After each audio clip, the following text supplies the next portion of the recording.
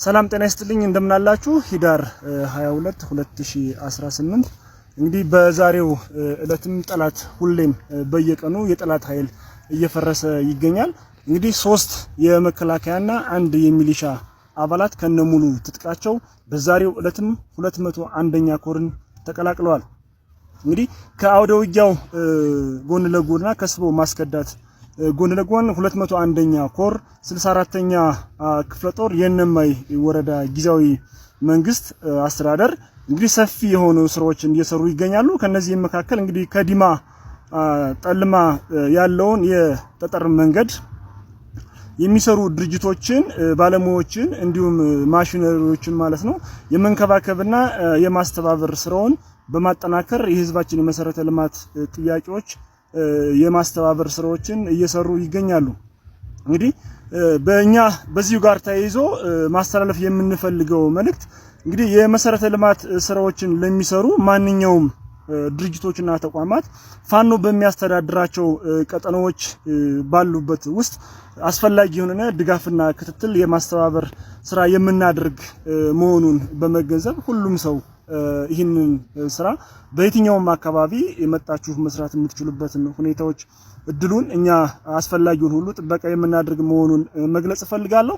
ከዚሁ ጋር ተያይዞ በዛሬው ዕለት 105ኛ ኮር 44ኛ ክፍለ ጦር እንግዲህ ጠላት በሌሊት ተነስቶ በሶስት በተለያዩ አቅጣጫዎች ተጉዞ እንግዲህ 11 አካባቢ ያው ድማማ ላይ ቢደርስም እንግዲህ የ10 አለቃ ኤፍሬም አጥናፉ ልጆች እንግዲህ ቀጥቅጠው ጠላትን ወደ አዲስ ቅዳም መልሰውታል ማለት ነው። ከዚሁ ጋር ተያይዞ የፋኖ አደራዳሪ በመሆን በርካቶች ኃይለኛ የሆነ ገንዘብ ተበጅቶላቸው በጣም በሚገርም ሁኔታ እንግዲህ የሃይማኖት አባቶች ሁሉ ሳይቀሩ በዚህ ላይ ኮሚሽን እየታሰበላቸው ፋኖን የማስከዳት ስራ እንዲሰሩ ሰፊ የሆነ እንቅስቃሴ እየተደረገ ነው ያለው።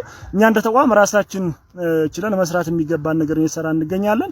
ነገር ግን በዚህ ውስጥ እጃቸው ያለባቸውን ማንኛውንም አካላት ክትትል በማድረግ ያው እርምጃ የምንወስድ መሆኑን ከዚህ ድርጊታችሁ እንድትቆጠቡ በማለት መልእክት እናስተላልፋለን።